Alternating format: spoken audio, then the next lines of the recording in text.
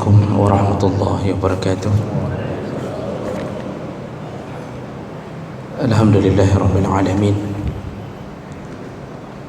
وبه نستعين على أمور الدنيا والدين.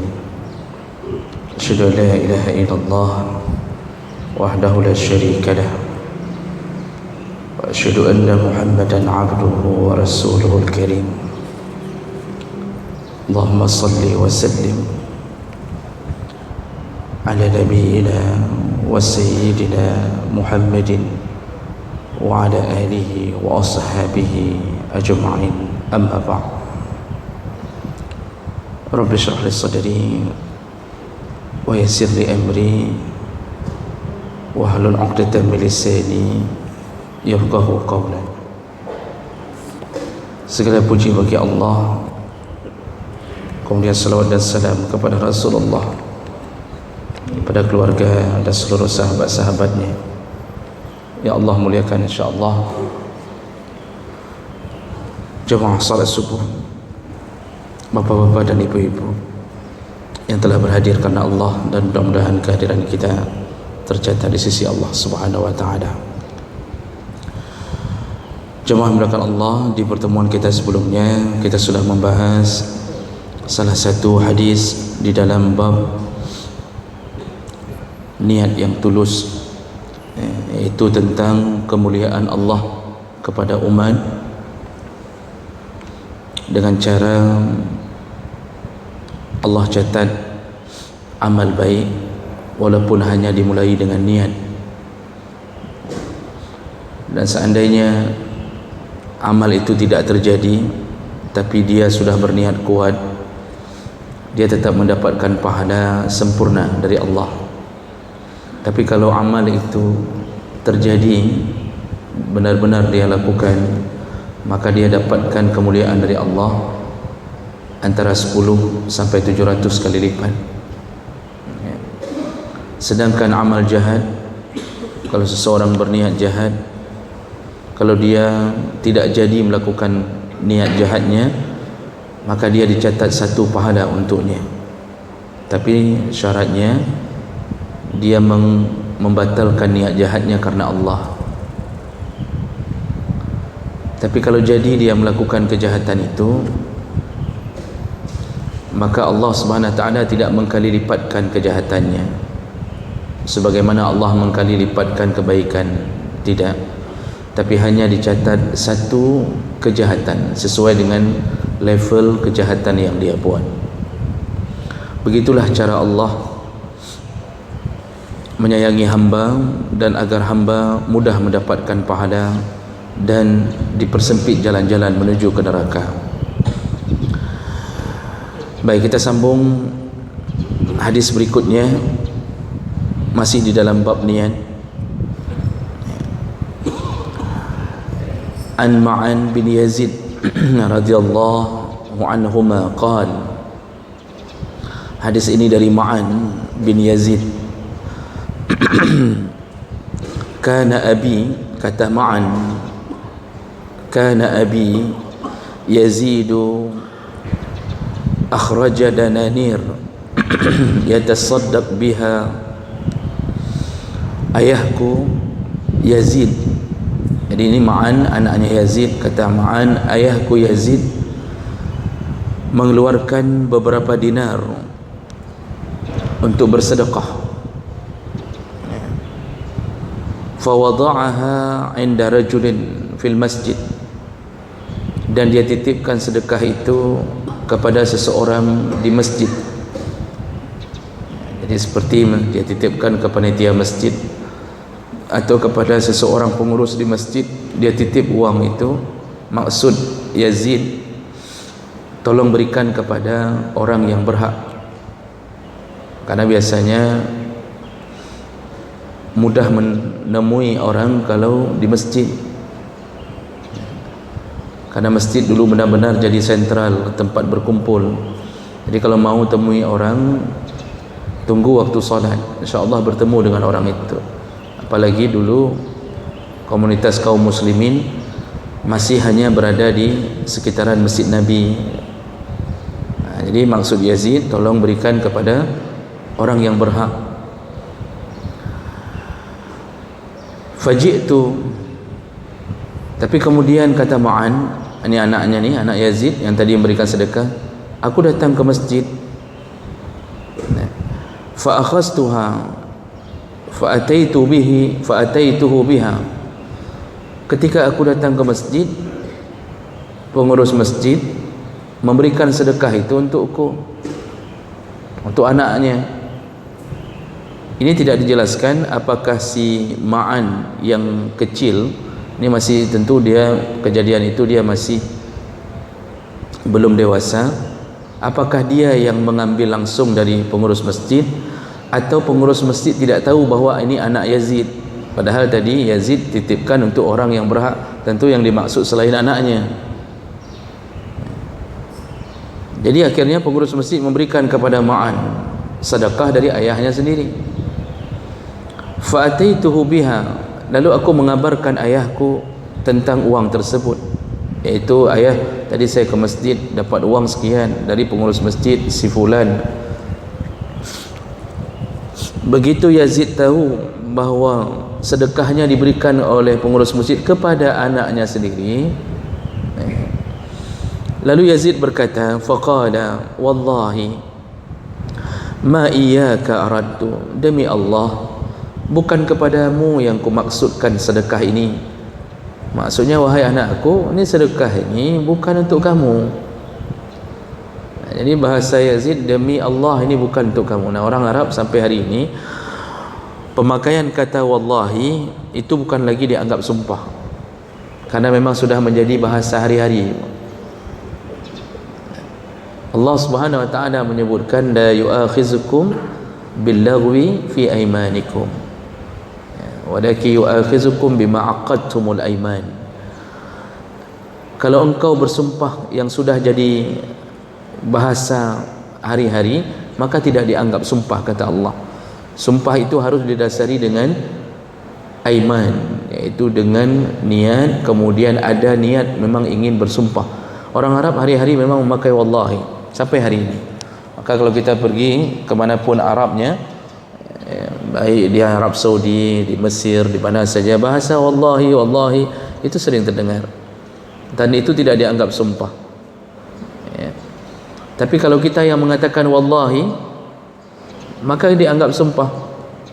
Kenapa? Itu bukan bahasa hari-hari kita, ya. Jadi jemaah maka Allah, si Ma'an tadi, si Yazid mengatakan, demi Allah uang itu ku berikan bukan untukmu wahai anakku.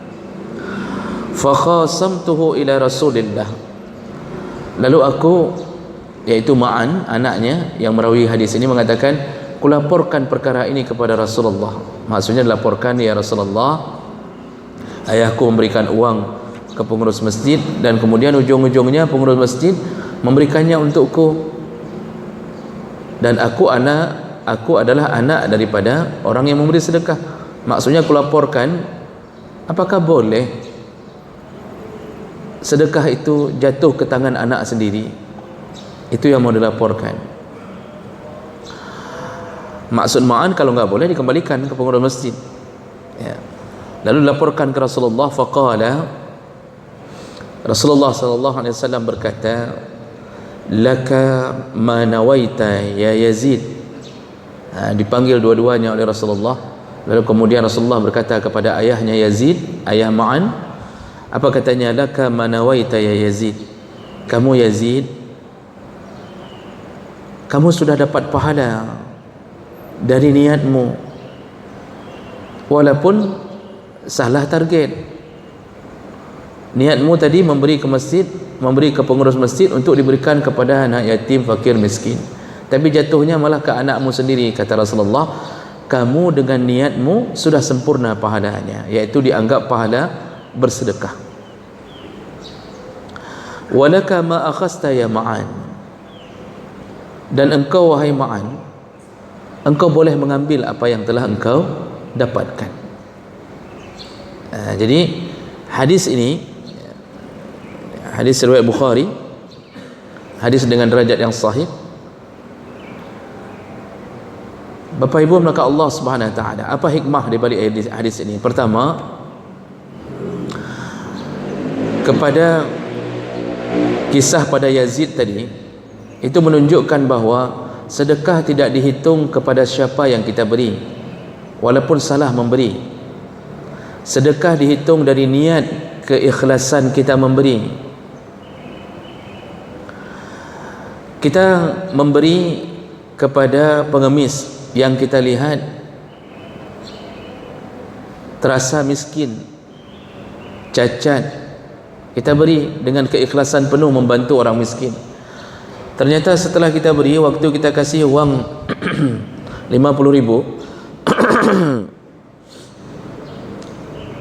kita minta uang kembalian, contoh, karena ada yang begitu, anak apa yang mecah, apa balik, kasih 50.000 minta uang kembalian.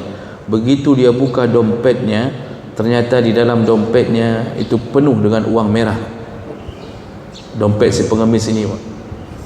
Kita langsung hati kita merasa lepeng ngempeng dong. Kita merasa tertipu, ternyata dia kaya. Atau kita mau kasih sedekah pengemis, ternyata setelah kita kasih dia ngangkat HP, HP-nya iPhone, harganya 6 juta 7 juta. Langsung kita tidak merasa enak badan. HP kita masih Nokia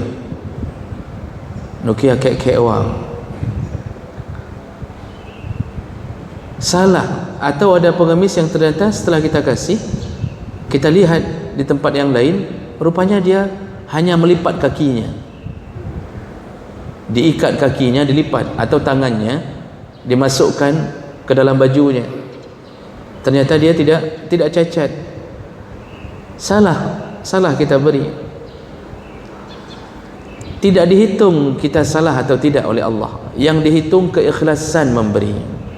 Jadi bukan gara-gara salah mengurangi pahala. Maka oleh karena itu tidak perlu menentukan sedekah itu harus sesuai dengan keinginan kita. Yang penting sedekah. Ada orang ingin memberikan sedekah ke masjid, beliau ingin memberikan satu keramik, tapi harus di tempat berdirinya imam. Ya, jadi ada yang model begitu, menyujuk wakaf masjid, saya pokoknya di tempat berdiri imam, yang lain nggak mau saya kalau keramik di tempat lain, tempat berdirinya imam. Ini tidak dihitung sampai begitu oleh Allah. Selama kita memberi dengan niat ikhlas, mau panitia masjid taruh di mana saja uang dibeli keramik itu, mau di bahagian saf kedua, saf ketiga, yang dilihat kita bersedekah ke masjid, ya, walaupun kadang-kadang tidak sesuai dengan target yang kita inginkan. Oh, ternyata uang sedekah kita dibangun kamar mandi, kita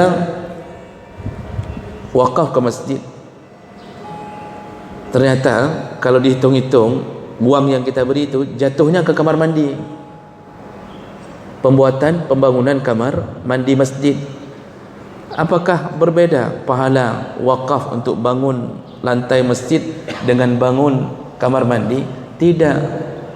Kita tadi niatnya memang wakaf untuk masjid, mau dibangun ke mana saja, ke kamar mandi dibangun WC, pahalanya tetap wakaf ke masjid, karena kamar mandi adalah bahagian daripada kesejahteraan masjid. Walaupun kadang-kadang kalau seandainya kita memberikan ke satu lembaga, ternyata panitianya bohong, tidak disalurkan, tetap kita dapat pahala sedekah sempurna. Jadi enggak usah merasa sedih kalau tiba-tiba ketahuan bahawa yang kita berikan diselewengkan. Kita tetap dengan pahala yang sempurna. Jadi Allah Subhanahu wa taala tidak memilah-milah pahala selama kita niatnya ikhlas kepada Allah. Ini hikmah pertama. Yang kedua, waktu Rasulullah mengatakan, walaka ma akhasta ya Ma'an, wahai Ma'an, kamu mendapatkan apa yang kamu ambil. Artinya sah-sah saja kamu ambil. Ini menunjukkan apa? Dibolehkan bersedekah kepada anak sendiri. Jadi bukan sebuah larangan kalau orang ingin bersedekah kepada anak. Bahkan dalam literatur fikih,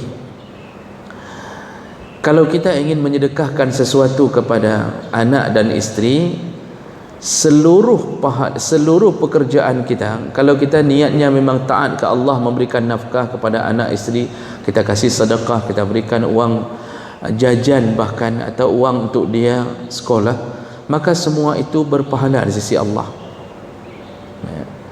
Rasulullah sallallahu alaihi wasallam menyebutkan bahawa seseorang berinfak kepada tetangganya, seseorang berinfak kepada budaknya, seseorang berinfak fi sabilillah, dan seseorang berinfak li ahlik, kepada keluarganya, yang paling baik adalah ma anfaqta li ahlik, apa yang engkau infakkan kepada keluargamu. Jadi keluarga duluan, keluarga dulu. Sedekah terbaik kita adalah keluarga. Jadi jangan sampai begitu dapat gaji, teman-teman kantor dulu yang kita traktir. Ini kebiasaan. Kalau keluar gaji, maka orang yang paling utama untuk kita bawa jalan-jalan dan makan-makan adalah keluarga. Bawa dulu isteri jalan-jalan. Silakan dia mau pilih bakso apa, mau bakso mercun, mau bakso apa saja, bakso beranak, bakso tidak beranak, terserah. Bahagiakan dia, karena dia adalah orang yang paling lelah di rumah mengurusi anak-anak kita. Lalu bahagiakan anak-anak. Setelah itu baru teman sekantor, ya, bukan teman selingkuhan, teman sekantor. Ini tidak. Begitu dapat harta orang lain yang kita utamakan, keluarga sendiri tidak dibawakan apa-apa. Jangankan ditraktir, kadang-kadang sate padang pun tidak pernah dibawa pulang, ya. Padahal suaminya orang Padang, tapi satenya pun nggak pernah dibawa pulang kadang-kadang. Jadi jemaah maka Allah Subhanahu wa taala dibolehkan bersedekah kepada anak, dan bahkan itu baik. Ada dalam fikih namanya hibah. Hibah itu memberikan sesuatu yang kemudian merubah kepemilikan. Itu hibah. Diberikan di masa hidup, eksekusi di masa hidup, itu hibah. Kalau diucapkan di masa hidup lalu eksekusinya setelah meninggal, itu wasiat.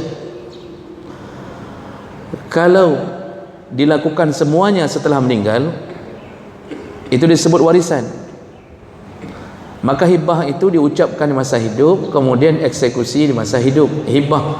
Dan itu boleh diberikan kepada anak, istri. Tapi kalau kita punya beberapa orang anak, maka salah satu kewajibannya adalah wajib adil. Wajib adil, memberikan hibah kepada anak. Dan hibah ini diutamakan.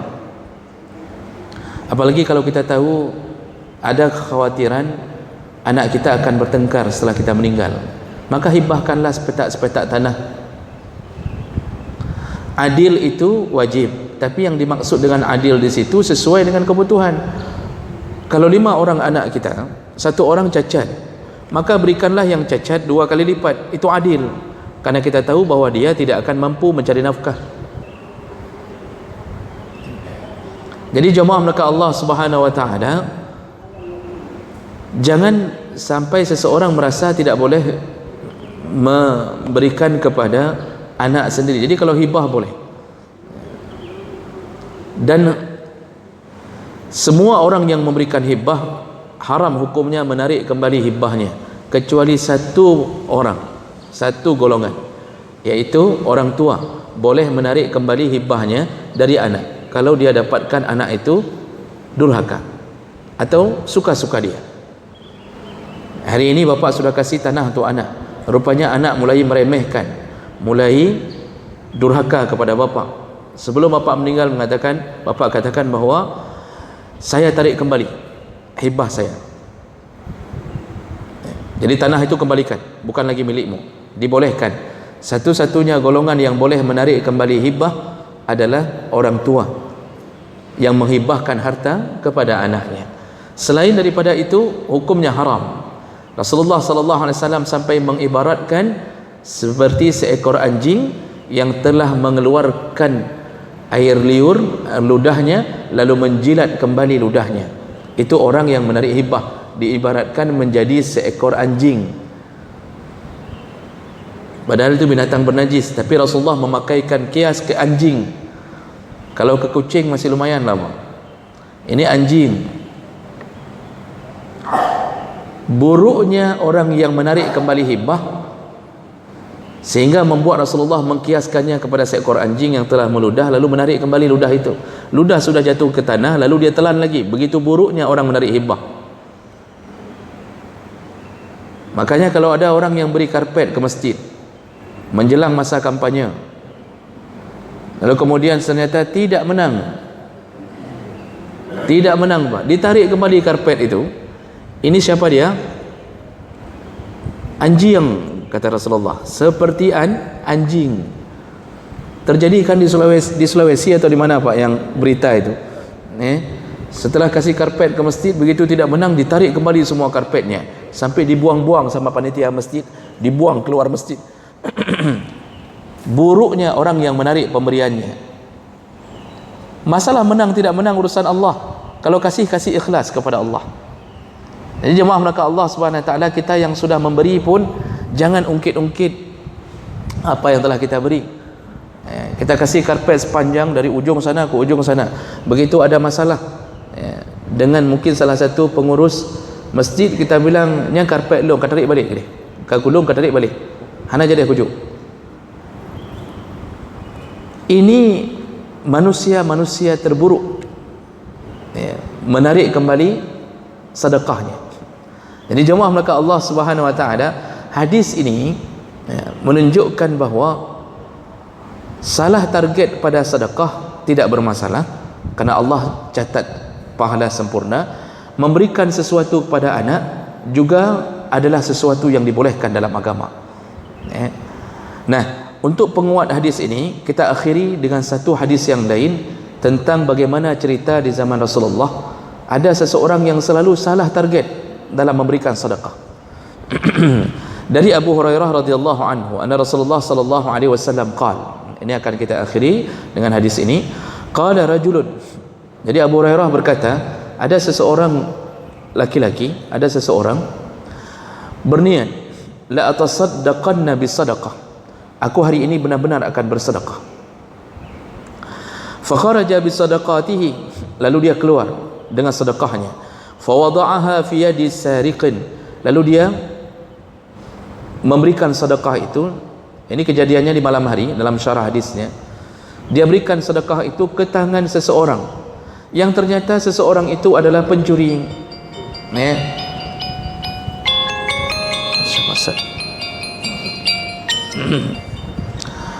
Yang ternyata pencuri. Fa asbahu yatahaddasun tasaddaqa ala sariq. Semua orang-orang besok harinya heboh mengatakan tadi malam pencuri dapat sedekah, tadi malam pencuri dapat sedekah. Oh, rupanya heboh, pencuri dapat sedekah. Jadi salah. Dia rencana bersedekah kepada orang yang tepat, ternyata salah. Faqala, lalu dia berkata, Allahumma lakal hamd. Setelah dia tahu bahawa dia ternyata tadi malam memberikan sedekah ke pencuri, dia mengatakan, ya Allah, segala puji bagimu, la atasaddaqanna bisadaqah, aku akan bersedekah lagi. Kalau sudah salah, ya sudahlah, tapi aku akan menggantinya dengan sedekah yang lain.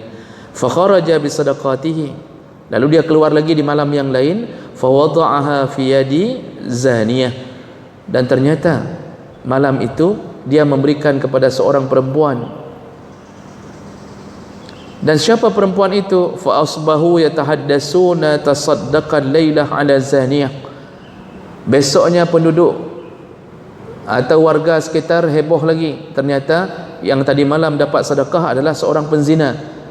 Mungkin pelacur itu mengabarkan ke orang lain, ada yang bersedekah kepada aku. Dia enggak habis mikir mungkin, kenapa kok pelacur seperti diriku disedekahin.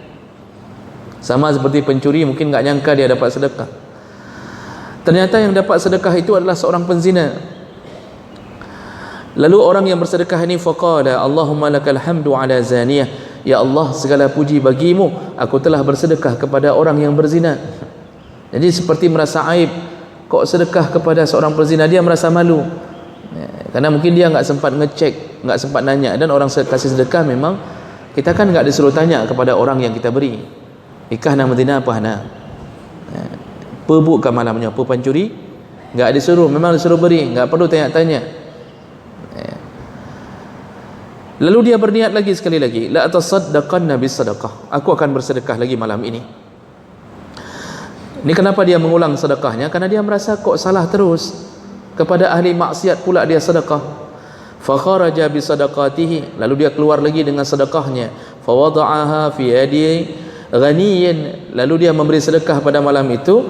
Fa asbahu yatahaddasuna tasaddaqa ala ghani, dan ternyata malam itu dia telah memberikannya kepada orang kaya.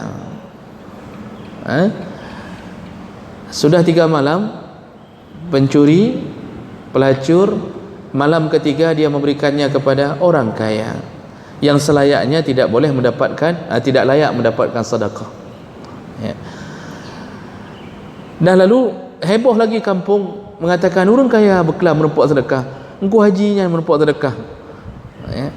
Kadang-kadang kan kita enggak bisa tandai. Ada orang kaya gayanya itu seperti orang miskin. Ada toke waktu belanja dengan baju singlet, bekah-bekah baju singlet kadang-kadang udah robek.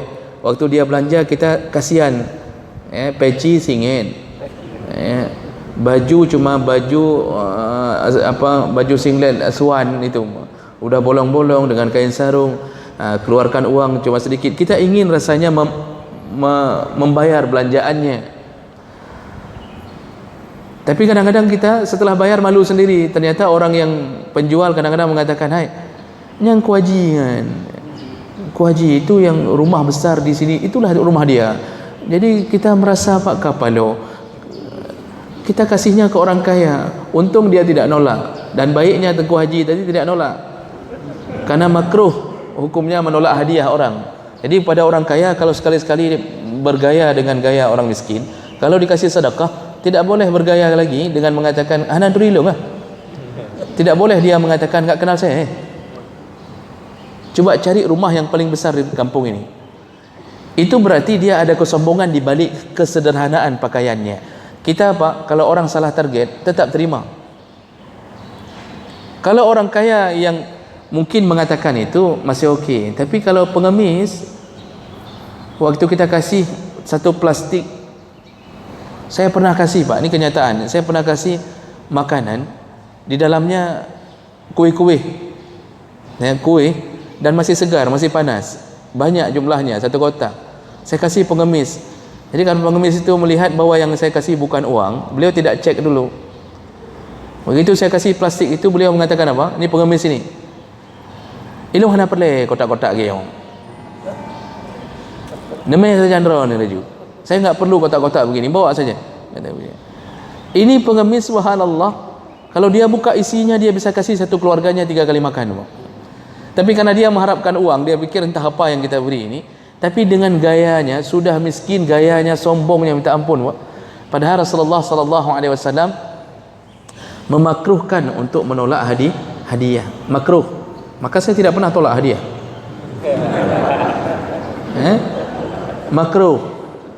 Mengemis terlaknat, meminta-minta itu terlaknat. Tapi kalau sudah diberi, tidak boleh kita mengecewakan orang memberi dengan mengatakan, saya enggak perlu ini, enggak usah, ambil aja balik, bawa pulang aja. Sakit hati orang memberi. Makanya Rasulullah memakruhkan menolak hadiah. Ada orang bawa hadiah waktu akikah, apakah haram menerima hadiah di waktu akikah? Silakan baca kitab. Tidak ada satu kitab pun yang menyatakan menerima hadiah di waktu akikah haram. Cuma berkembang dari mulut ke mulut seakan-akan sedekah hari akikah haram diterima oleh orang yang berakikah. Tidak ada, Pak. Cuma dianjurkan, karena itu hari bersyukur kita, hari bergembira. Orang lain belum diberi anak satu kampung, cuma kita di kampung itu baru diberi anak. Kita bersyukur. Orang yang bersyukur itu selayaknya bersyukurnya dengan total. Jangan mengharapkan amplop, jangan mengharapkan hadiah, selayaknya. Tapi kalau sudah diberi, ada orang bawa amplop, ada orang kadang-kadang datang dari kampung acara akikah anak kita, dia bawa pisang, dia bawa gula.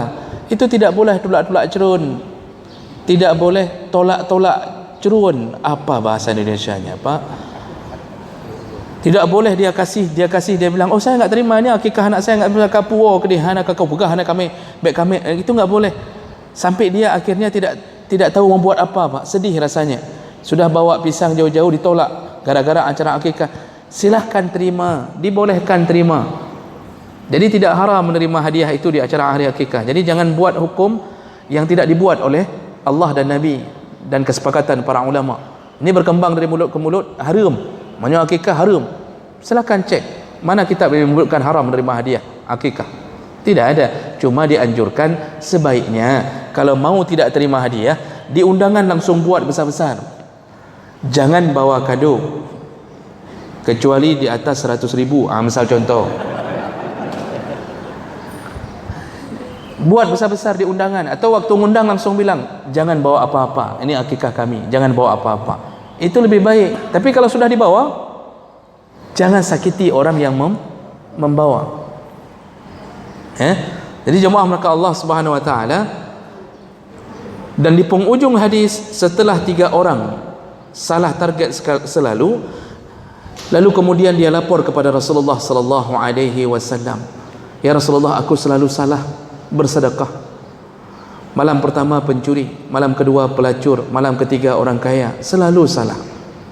Lalu Rasulullah menjawab, amma sadaqatuka ala sariqin, sedekahmu kepada pencuri, fala'allahu ayasta'fi an sirqatihi, semoga dia berhenti dari mencurinya.